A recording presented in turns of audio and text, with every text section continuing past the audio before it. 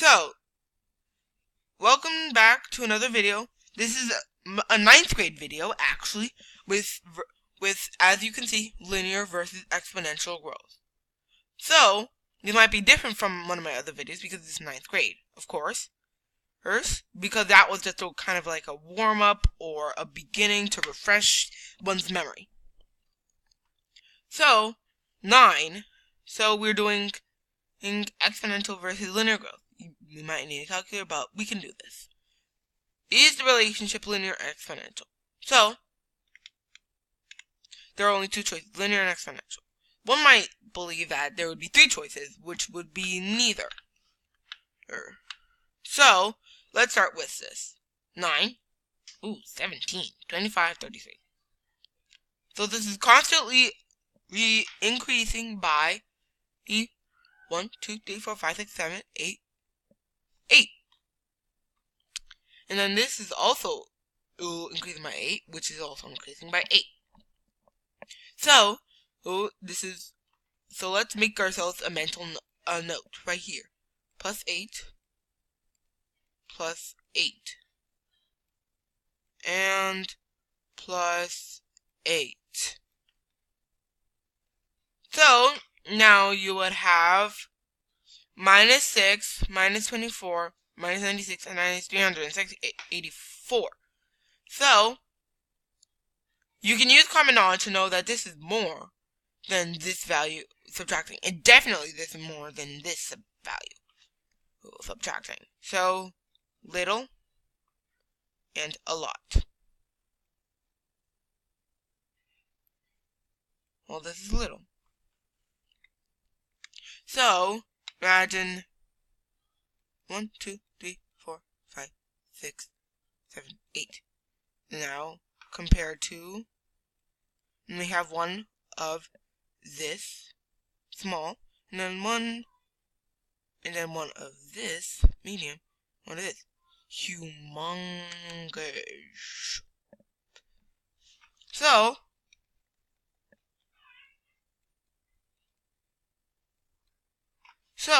now you can clearly see that it is getting bigger each time, which is an exponential. Now that we've gotten that out of the way, let us know what exponential actually is. We've all seen linear, which is like this. But exponential is a bit different. It's a constantly growing rate that's getting larger and larger every time. Because guess what? In the equation, there's an exponent, giving it the name exponential. So it would be y equals ax. A is the number that would be the constantly growing amount. So, but there would be sometimes a whatever times a to the nth power. So that number would be sort of like the y-intercept of an exponential growth, or what some people call the initial value. Well, so you would know that the initial value, sometimes it would have to be 0. It cannot be 0, because if you multiply 0 by anything, it would still equal 0. So, imagine this is just kind of like a machine. A copy machine. That will constantly, he kind of like multiply it, or copy it by a certain amount. Times. So, this is not actually a specific number, this is just a blah, blah, blah. And then you have a number that goes in, and then a specific number that goes out. And then it will give us just a random multiplied number. So, you would have times something. So, basically, we would have to do sort of like an initial value, which would be, in this case, it would be 2, but sometimes it's 1, which in case 1 times a, or something, 1 times anything would be the exact same number. So you wouldn't need that. So, most of the time we don't put that in our equation. So, we would need, well, nothing, really, for the 1. So, let's start with this, because I may have taken a bit of a while. I tried to make it as quick as possible, so that we can actually get through this. So, it'll be -3, we start with -3, which we don't need our initial value to figure this out. So, plus 7, plus 7, plus 7. So, therefore, this would be going in a constant amount. We need to make sure this is going in a constant amount to make sure that this is a linear or exponential. If this is going the same, this is plus 4. If it goes the same, then it would be linear. If not, exponential. Plus 4. This is getting in the favor of linear. Plus 4. So, all of these are plus 4. And all of these are plus 7. So, with every 1, there is a particular 1. A particular number. That, of course, we couldn't count because it's 7 over 4, which doesn't totally equal a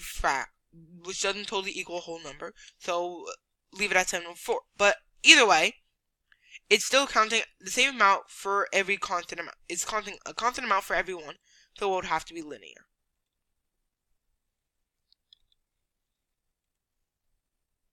And that is correct.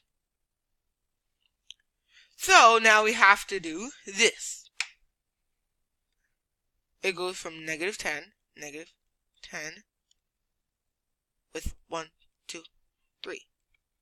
And then -5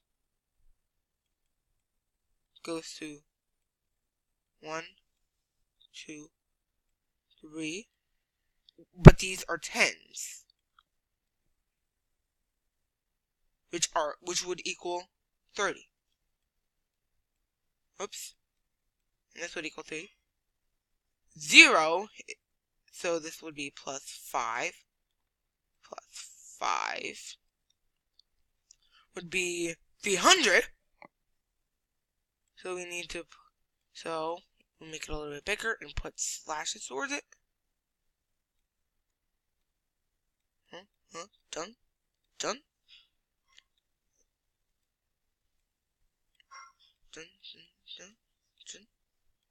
To make 300. And then we have a 5 plus 5, which would equal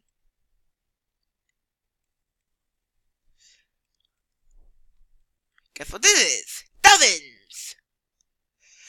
So it's obviously getting bigger. This is 20. This is 27. But this is 270. And this is 2,700. Which is obviously getting bigger and bigger and bigger every time you add 5. So, it's obviously exponential.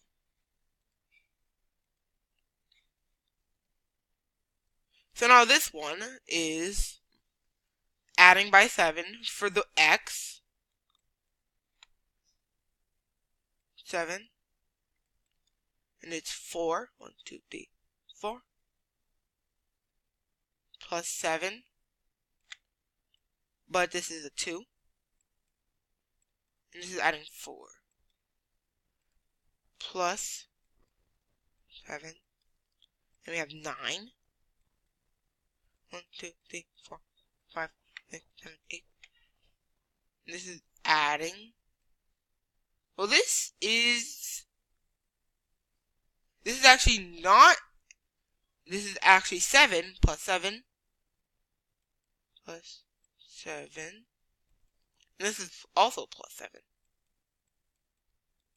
And then this is plus 8. And then this is plus 16. So then you have 1, 2, 3, 4, 5, 6. And then you have this 1, 2, 3. 1, 2, 3. Oh, 1, 2. So this is obviously getting bigger by a different amount, so this has to be exponential as well.